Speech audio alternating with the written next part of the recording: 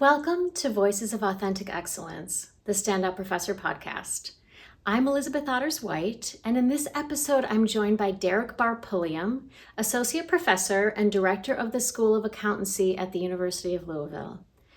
In addition to sharing insights on navigating leadership roles, Dereck opens up about managing identity in professional spaces, how becoming a parent reshaped his priorities, and the vital importance of maintaining a strong support system.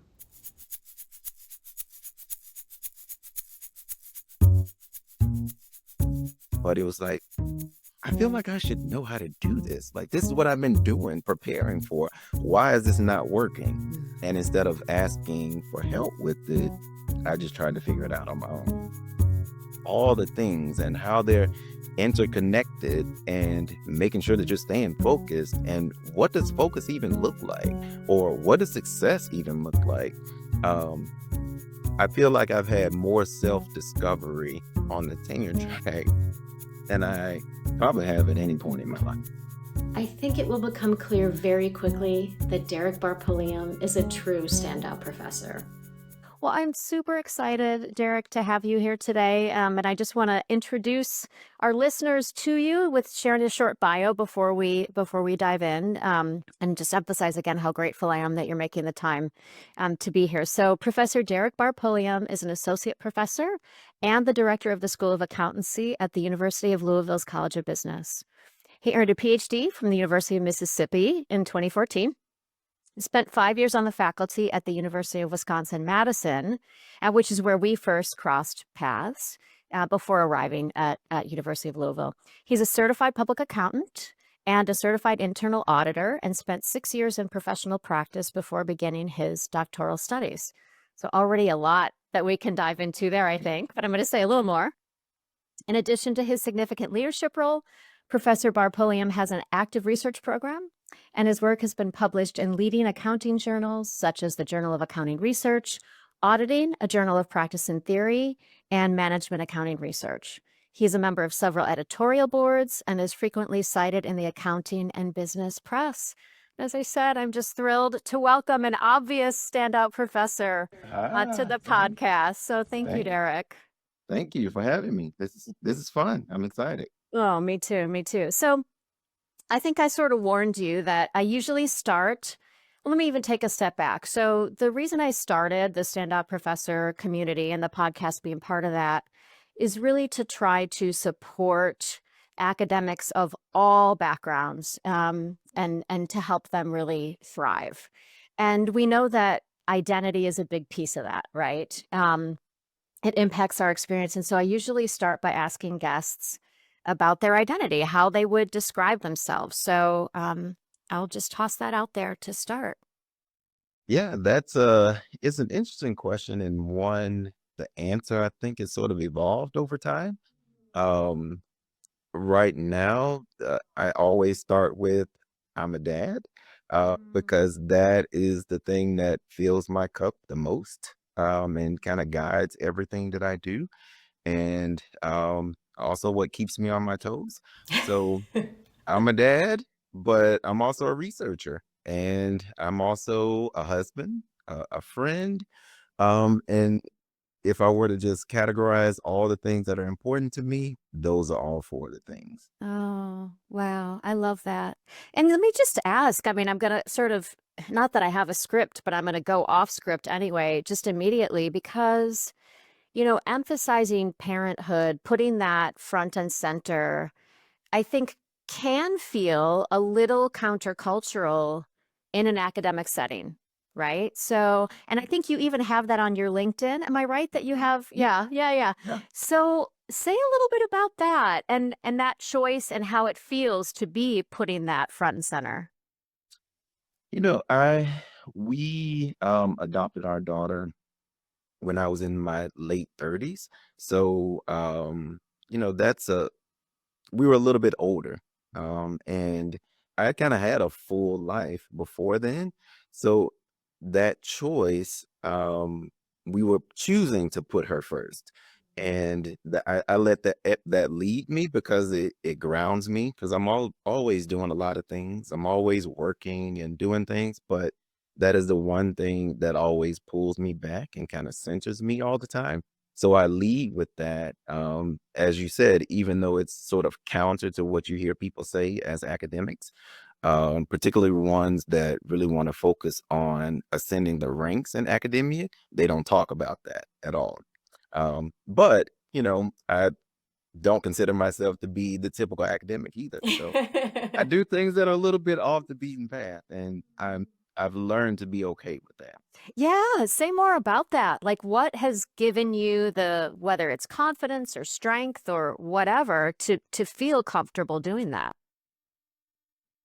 I think I mean, I've had this conversation as I'm sitting on panels talking with prospective PhD students or people that are new in academia, and just trying to tell them about, you know, choosing your own path. And if you don't, then someone will choose it for you. And I think what I've learned is that over time, I'm always sort of in a position to, or in rooms and spaces to give people advice about things that, maybe otherwise I wouldn't have been in those spaces. And um, what's become important is to say like how I'm really feeling about it. And, like I said, I like the fact that I'm a parent. I've wanted to be a parent and now I am. But I also want to be a really good researcher. And I really do want to do other things administratively. And they say you can't really have it all, but I feel like I already do. So Mm, I love that. It's beautiful. So let me ask you, let's talk a little bit about, well, let me ask one question additionally before we kind of go all the way back and ask about like choice to pursue a PhD. So you talked about it being a little bit harder, when you're striving to move up the ladder in an academic setting. It's interesting because in some ways it's so hierarchical, in other ways it's so flat, right? It's just a really right. weird organizational structure. But did you notice that your comfort level, or maybe it's not even comfort, but just conviction to really sharing like these important parts of who you are, um, did that increase like once you got tenure or as you were closer to tenure, or is that something that you really um, just established very early on, even as an assistant professor? I think it definitely increased over that confidence increased over time. I would say, my first 5 years as a professor, that it was starting to bubble up, but the confidence wasn't there yet. But like I said, I think it was my second year is when my daughter was born. Like perspectives just started to change. And, I was like, who do I want to be for her? Who do I want to be for my husband? Who do I want to be for my friends and the students and other people that are going to follow me? And so the confidence sort of increased over time, but definitely, once you get tenured, then you kind of look at things a little bit differently too. So, Yeah, yeah, yeah. Thank you. It's I'm having trouble because as you're talking, there's so many things I want to yeah. just latch onto because they resonate for me, or just so yeah. So we might jump around a little bit here as we're having the conversation, but I do want to at least start with that, establishing that kind of foundation of, as I already mentioned in your bio, you did have a professional career before getting your PhD. So say a little bit about that decision to get a PhD and how that happened, how you arrived at that. Yeah, it's interesting because in undergrad, I kind of took a winding path to even arriving in accounting as what I wanted to do, because I was one of those students coming out of high school who, um, I was interested in a lot of things and I was reasonably good at all of those things. So I kind of started down the pre-med kind of track because I was like, I want to help people. Like fundamentally, that's what I want to do. In whatever career that I have, that's what I want to do. Um, so I kind of started down that track, but it didn't really resonate in the way that I thought it would. So I also have a degree in music too, which Derek, so do I. So I Oh, I already didn't know been that. Oh I my was in the goodness. band and in the choirs, all through high school, and I did that in college too. So that was kind of a natural path for me to go to after doing the chemistry and biology route.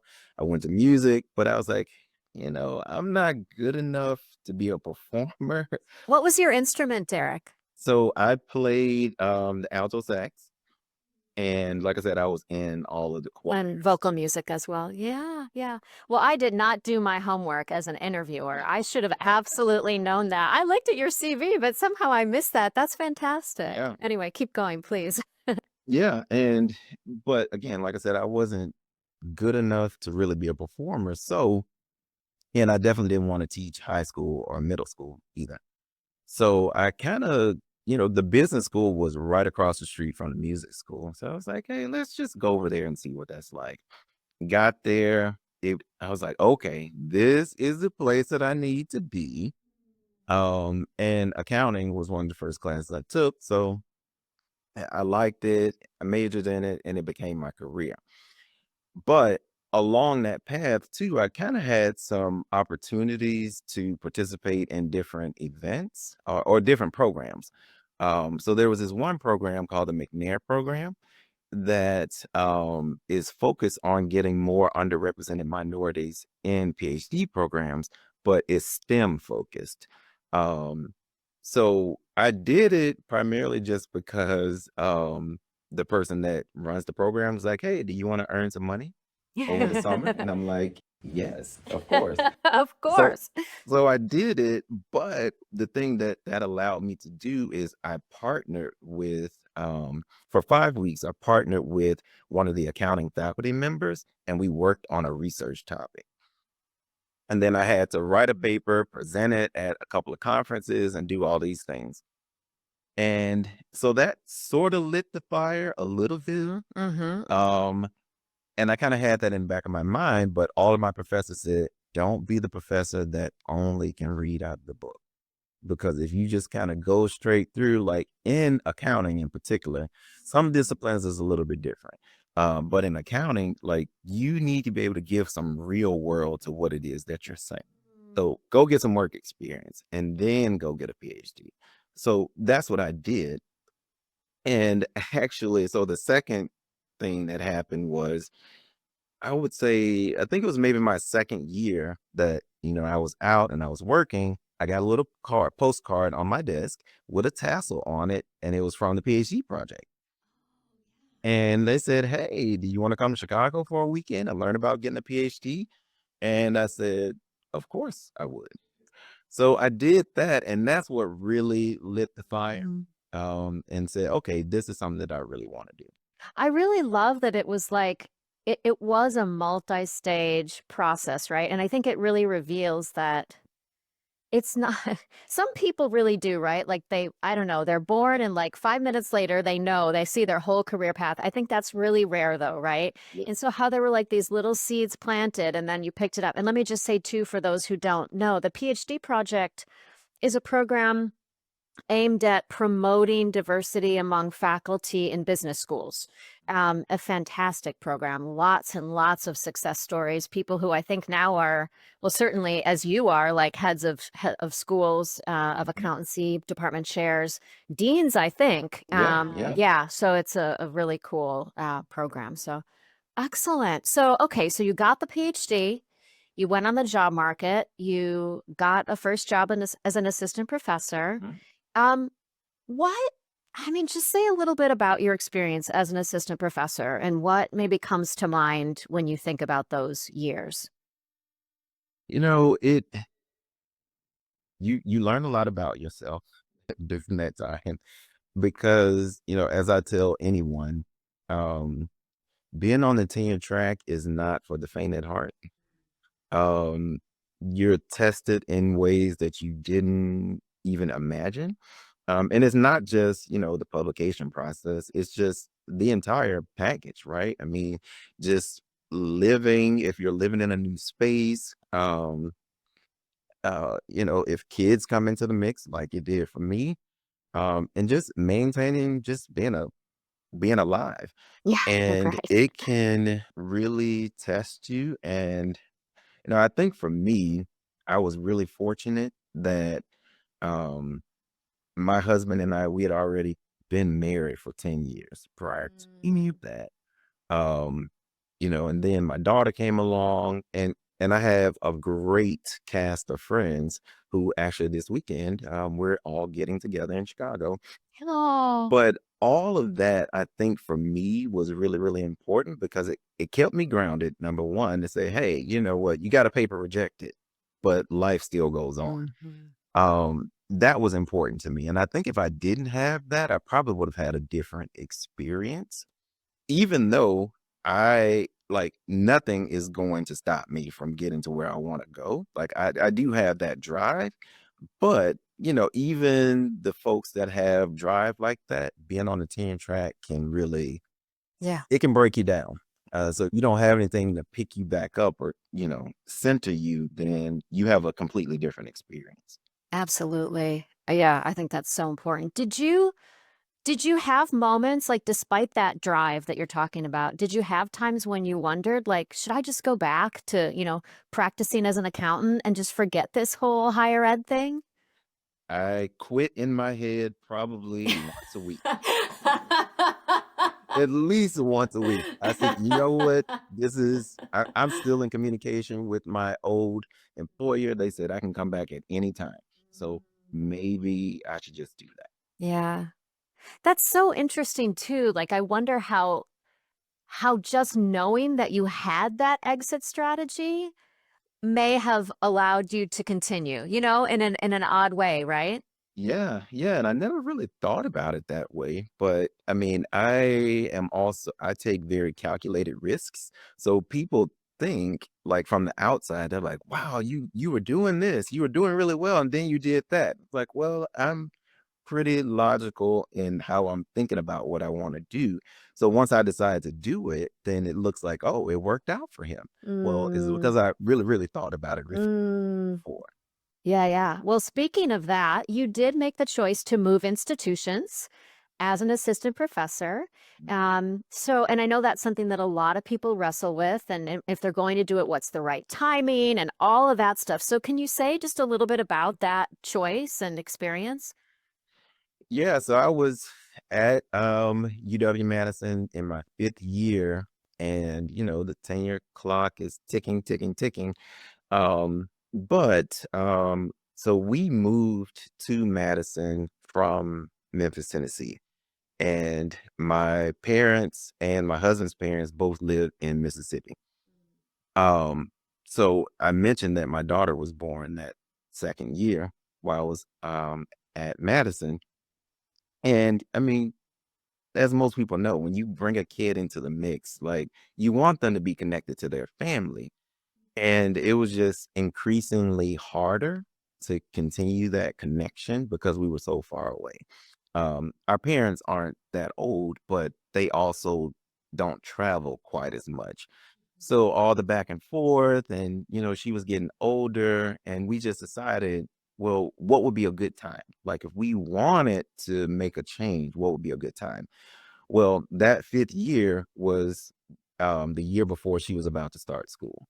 Ah, okay. Yep. So it was a natural kind of shifting point for us to think about, well, where else could we go that might be a little bit closer to home, but not all the way home.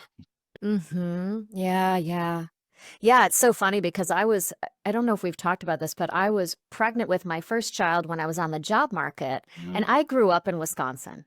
yeah. And it was definitely played not in Madison itself, but it played a big role in deciding because I had my first baby 2 months before I started, and just as you said, like, it does shift things in terms of your desire to be for many of us, not for everyone, of course, right? But Mhm. desire and not everyone has the ability to act on it. We were lucky, both of us, that we could. Yeah, yeah.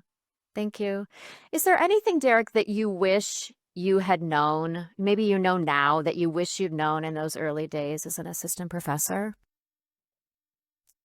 Um, I think about that a lot too, because again, as I'm talking to prospective students or young faculty that are just starting out.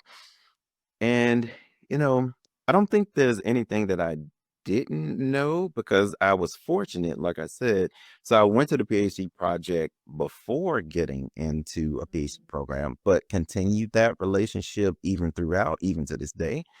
Um, so I was fortunate that I had enough people at all different levels and, all different types of universities and, different aspirations who I could kind of draw on their Mhm. experience. And me, I'm not always a person that has to experience something to learn a lesson. I can learn from other people's mistakes. That's good. That's a plus. You're the rare person, I think. Yeah. Yeah. I mean, I had my share, of course, but um, I think because I had that network, um, I don't feel like I was lacking in any way. Mhm. Definitely learning and having to experience it for myself for sure. But if I had questions, I had a place that if I didn't feel comfortable asking folks in the institution, I had other people that I can go to who could kind of fill in that mentorship type role. Or, if I was really upset and I just need to cry, I could go and cry to them instead of crying Yeah. in my office. Yeah.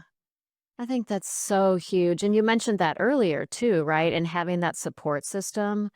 Um, I think academia can be such a, I mean, in a good way, a lot of us are drawn to it because we're pretty autonomous and, right, we can be independent. And I think most of us like at least some aspects of that. At the same time, though, it's so easy for it to cross over into isolation. And I think especially if you're an introvert, I'm an introvert, Yeah. like, it's hard to reach out, you know what I mean? Like, you may not even realize what you need is that connection, um, and yet it's so critical. I think it's so important, and I hear that a lot in what you're sharing here. Yeah. Yeah. And I'm married to an extrovert. So So you know there how are that works? and has seen the process and, has had a front row seat to the successes and the failures. And, he, just like my best friend, can say, okay, take a beat. Now let's go do something else. And then you can figure out what your next move is. And, if I say it all the time because if I didn't have that, I mean, who knows? Like where even with my own personal drive, I mean, that drive can also drive you down too. So, without that balance, who knows like where I would be right now. Yeah, yeah, yeah. Well, can you say a little more about that balance and any form of balance, right? Work-life balance or other things that have helped you stay, grounded and well throughout this whole journey? No, I took my spouse and my core group. So I have like four guys who are like my best friends, and we've been friends for almost 30 years now. And they went along the journey with me. And one of them actually is an academic too. Okay. That's Yeah, yeah, interesting. so Mm, that kind of helps too. mm, But they've been on this journey with me. So we would take trips, for example, and they know that I'm a bit of a workaholic. So they were like, okay, we know that Dereck is going to work for 2 hours and then he's going to come and be present with us. mm, Having that space to be able to say, okay, look, I feel the pressure to keep working to get these or get this one thing done or get this paragraph written or get this paper submitted. And then I can feel free to just, kind of not be working. Them allowing me the space to do that, I think really, really helped because otherwise, I probably wouldn't even take any breaks. yeah. Yeah. That's so interesting because I mean, and it's not surprising, but I think we don't spend much time thinking about what it's like to be in close relationship with an academic, especially if you're not one. Yeah. And it's almost like we need like a support group and training program for Yeah. friends and spouses of academics, right? Because it is, and I hear that a lot, from clients that no matter how supportive their spouses are, it can be difficult to really understand. And it sounds like you were able to have been and continue to have a group that really, even if they don't understand it firsthand, one of them does, right? The others don't, but they're able to really support you and who you are and who you need to be. And yeah, it's really, again, I mean, it comes back to that support system. Social support is so important. Yeah, yeah. Yeah, I'm definitely one of the lucky ones in that regard. Mm. Well, it sounds like you're you're lucky and you've cultivated it, right? You've made it a priority. You've had these friends for 30 years. That doesn't just happen, right? We have to put effort into that. And it is so easy when we're super busy and just feeling underwater with work to let those things slide. Yeah. And I think it is to our detriment. Yeah, yeah. With this group will pull me back. If I go They too won't let far, you do that. they will pull me back. Yeah. Wow. That's fantastic. That's really great. So if you think about, at any stage of your career, some of the challenges, and we know, I mean, we've already talked about this is a challenging career path. Are there any particular um, obstacles or, difficult moments or anything that stands out in your mind over the course of your path? Yeah, I mean, I think one of the things in particular is you kind of talked about being an introvert, and I am too. Uh, and I'm one of those that people might assume that I'm an extrovert, but I'm not. Like, I know that I'm on for this amount of time, and then I have to go recover. Um, and I think, but with that, it is, as you said, very difficult to ask for help. Um, and I will say that very early on, you kind of feel like, oh, well, I've gotten this job. I've kind of proven that I should be in this space, so I can do it. And I don't think I asked for help, particularly from the research perspective, because it's kind of easy to just be in your papers and just working and running the stats, and you're like, oh, it's ready to go, and then you submit it to a journal and it's reject. And I don't know that I spent enough time kind of asking people to help me cultivate that work, um, as I should have. And I think I experienced even more failures as far as rejections go because I didn't spend enough time doing that. And, that accumulates over time because, the tenure clock is short and it doesn't stop just because you got a rejection. So and I would go internal and internalize those rejections too much. And yeah, and not really utilizing the network where I was to try and dig into, some of the whys a little bit more. I got a little bit wiser after, that third year review, which I passed, but, it's the signal like, hey, we're going. Yeah. And so I was like, you know what? We can do this differently. Like I had a mentor and I didn't really utilize that relationship fully. I used it for other things, but not Mm, the research side of it because, and maybe it was a little bit of imposter syndrome. Um, I mean, a host of different reasons why, but it was like, I feel like I should know how to do this. Like, this is what I've been doing, preparing for. Why is this not working? yeah. And instead of asking for help with it, I just tried to figure it out on my own. Mm. I'm so glad you shared that because I think that is so common. And as you said, for a whole slew of reasons, like sometimes I know a lot of people that I work with are hesitant to ask or to share their work with colleagues because they're afraid that they will be judged negatively. So, like, they try to get it perfect Right. before they share it, but that's not, I mean, first of all, that's never going to happen. And so a lot of times we end up working on it way longer than we should. Mhm. Or as you said, we just send it out because we don't know and we just need some feedback, right? Um, and it's just so interesting how when we are able to shift, right, and ask for help sooner and just be I don't know. It's so hard. It's so hard because we're being judged and to be vulnerable.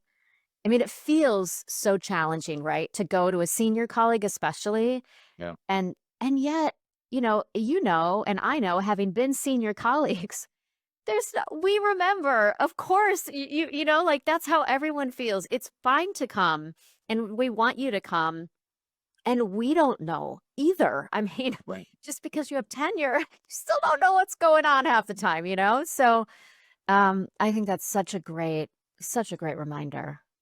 Yeah. Yeah. And I think it's even harder um when you're in a space where everyone's a high achiever, right? And Mm. the people that are experiencing the success when you're not, like that also kind of adds to the mix.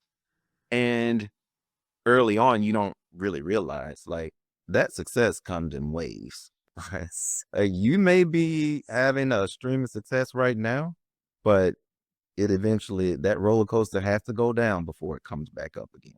Absolutely. Oh, yeah. I mean, one of the things I talk about is like the worst thing we can ever do is start Googling people and looking at their CVs. Like, forget it. I mean, if you want to ruin certainly the rest of your day, maybe the rest of your week, start doing that because it's just it's so hard. It's so hard.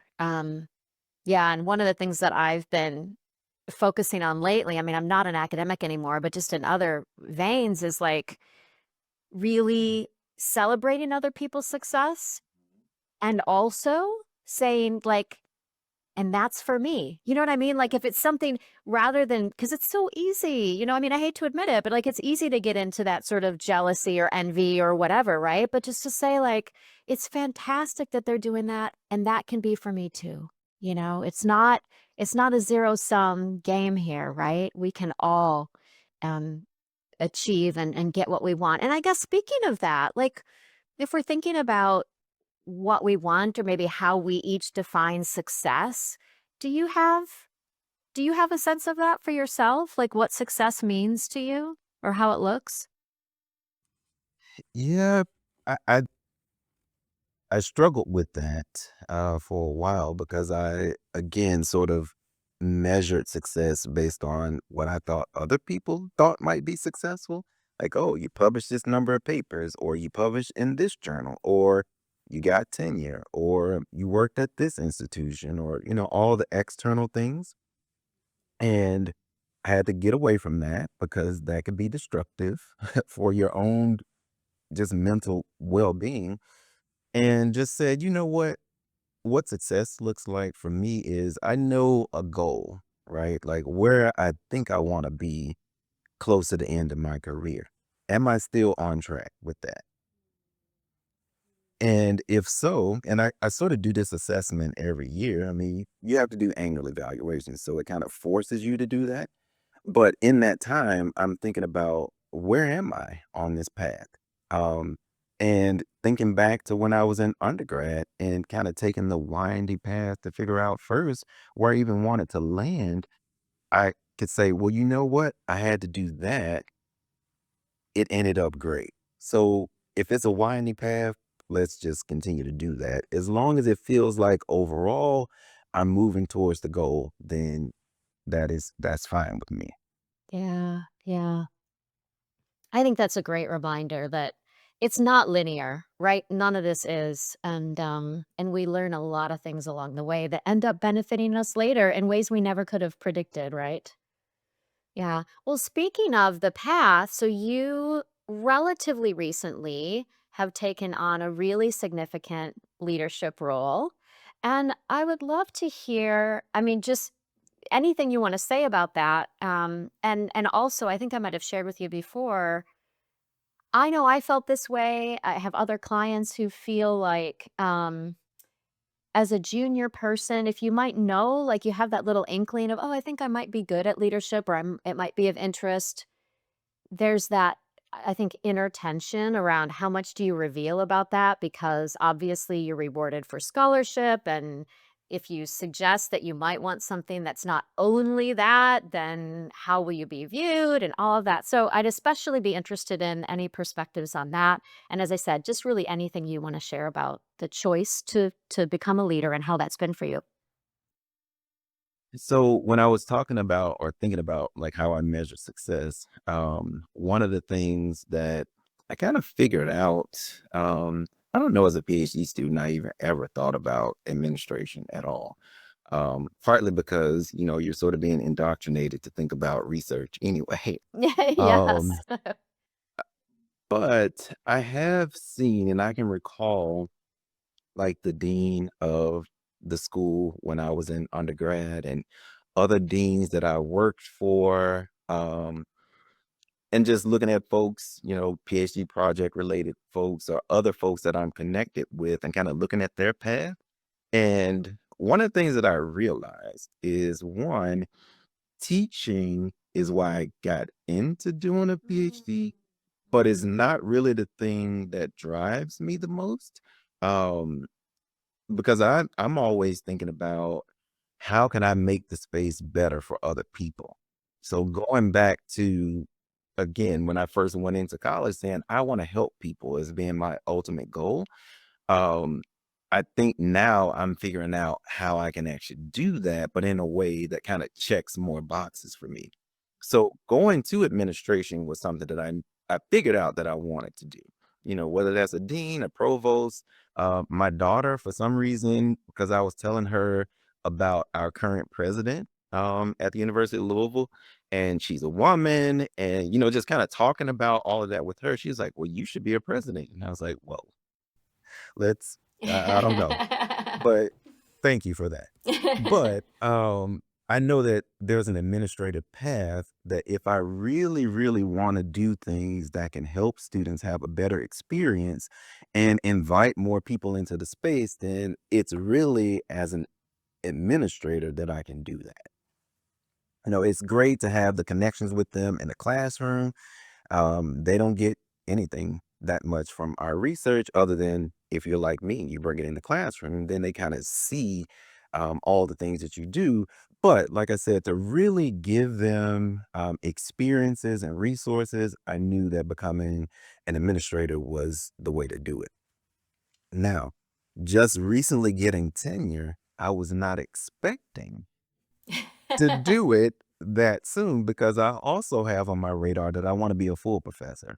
And that means continuing down the research path too. So it sort of came at a time that I wasn't expecting, but again, leaning into the mentorship, um, something that some of my mentors who have been deans and a couple of them have even been provosts or worked in those type roles. The one thing that they constantly say is, opportunity will knock, and either you'll be ready for it when it comes, or you'll let it pass, and maybe you'll have some regret about it. Mm. And so I was sort of in that moment. I mean, you know, I had a sufficient amount of time to think about it before I said yes. And I could have said no, but, just kind of thinking about the pluses and minuses of doing it now versus later, and can I advocate for the time that I need to still focus on my research and do all these other things? If all of those things, at least on paper, um, can be agreed to, then yeah, I can start this path a little bit sooner than I wanted to. And I was fortunate that all of those things did happen. Um, Now I'm in it, and it's like drinking out of a fire hose every day. Mm. Um, but I do enjoy it because I can start to see like, yeah, like this is where I want to go. Like this is taking me and giving me the experience and exposure to all the different levels of leadership in a totally different way than you get when you're just, you're not in an admin role. So I'm enjoying it. And like when people ask me, how's it going? I was like, most days it's great. Uh, but some days it's not. Yeah, yeah, yep. Well, and it's such a different life, isn't it, from just, I mean, I don't want to say just, but that's how we often refer to it, just being a faculty member. Right. Um, you just see things you never knew were even, at least for me, I never even knew all this stuff was happening behind the scenes. It's very eye-opening. Yeah, when you hear, "Oh, we're protecting you from this, Mhm. we're protecting you from that," I'm like, "What are you really protecting me from?" But now I know. I Right. am well aware now. Now you're doing the protecting. Yeah, yeah, Yeah. Yeah, exactly. Yeah. It's so interesting. So you touched on this a little bit, I think along the way, or maybe just in past conversations that we've had about it. Like, I think you also are a public scholar in a certain way, right? And that's something also that I think a lot of my clients wonder about, or are at various stages of, like, how do you navigate getting your work out there? You might even say, like, building your brand in a sense, right? Of like who you are in a public facing persona. What what's your experience been, or what are your thoughts, or maybe advice if you have any on that front? yeah, and I I tend to, describe myself as a very public private person, um, and what I mean by that is I am putting out things that are authentic about myself, but, not oversharing. Mhm. Um, and I think what kind of pushed me towards more, because I've always sort of done that, but at least doing it on a bigger scale and more frequently, is the conversations that I had with individuals that I didn't even know were paying attention. Like, they will say things like they'll send me messages or I'll see them, people that some I know and a lot of them I don't know. And they'll say, "You know what? I was really encouraged by you saying this, or you posting this about your work, or this about your life, or doing both of those things like in the same space, because that allowed me to do X." And for me, again, going back to always thinking about how can I help other people, sometimes you're helping people and you don't even know it. So even though the introvert in me wants to just, close the screens and just work and do my thing, I realize that there are other people who could benefit from something, even if it's just in a small way. Something that I'm doing or something that I'll say, um, I know I have the confirmation now that it Mm. is reaching people. So, I am more than willing to, whether I'm cheering for myself or most of the time I'm cheering for other people about things that they've done. I think that's important for people. And, we're sort of in the world now where it's not people calling you on the phone, it's them following you on social media or, going back and forth in emails, or they're Googling the things that you're doing. So I try to put out things that I want people to see in that Mm. space. Yeah. And what are you on? I know you're on LinkedIn. Are you on other forms of social media as well? Yeah, yeah. So I was an early adopter of Facebook, which kind of tells you the age that I am. I was an early adopter, but I wasn't in college when it started. So, that was the thing. Like when it started, you had to have a .edu email Oh, address. yeah. Um, but I've maintained that, and a couple other platforms, but I tend to kind of link all the stuff that I do together. So again, that's to your point, it's sort of about branding. Like I want a consistent message across all of them. Not you go here if you want to see his travel, and you go here if you want to see his work. You go here if you want to see pictures of his daughter. Like it's a consistent message across all of them. Interesting. Yeah. And it sounds like you've gotten a positive reaction to that. Yeah, yeah. I mean, the positives and there of course with every positive Mm. there's negatives too. Just about things about my personality or my person that people don't like. Some people are willing to share what they don't like about that too. And one of the things that being an academic that's really like on a tenure track and focus on research and used to getting rejections, it also kind of helps you build up a tolerance for that type Mm, of stuff too. It's mm. like, thank you, um, but I will continue to do the things that I'm doing. And if you don't like it, you also don't have to look at it. Yeah, that's right. That's right.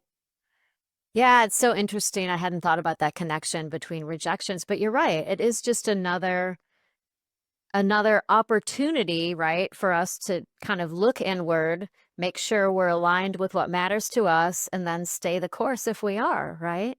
Yeah. Which is not always easy. Um, Well, and in this environment, having tenure helps with that. Even though I sort of built that along the way, it's, now I can say, well, it really doesn't matter. I mean, it yeah. matters, but not in the Yes. same way. Yes. Yeah. Yeah. Yeah. Yeah. So let me just ask before we kind of get to some maybe final sort of wrap up type questions. If there is one, maybe it's just one of those like what immediately comes to mind question. What was the biggest surprise um for you in this career thus far? Hmm. I think as an outsider, like before you really get into it, even sort of while you're still a student, like it's really easy to see the successes of people, right? I mean, Mm, because it's what they put out. And to your point, like if you do Google search someone, you're only going to see the successes, mm. right? You never really see, like, oh, this is how the sausage actually is Right. made.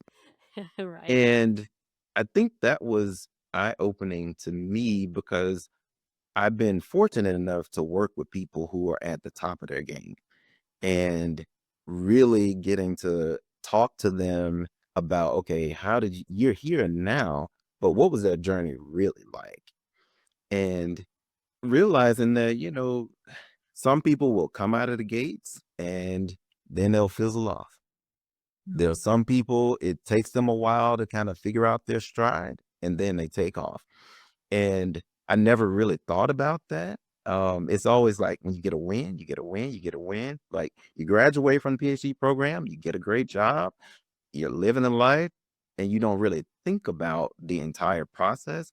And to me, really, because I'm an analyzer, right? So Yeah. really thinking about all of that, I'm like, oh, I don't know that I fully appreciated that. Like, I wasn't expecting everything to just be great, but just fully appreciating like all the nuances of all the things and how they're interconnected and making sure that you're staying focused. And what does focus even look like? Or what does success even look like?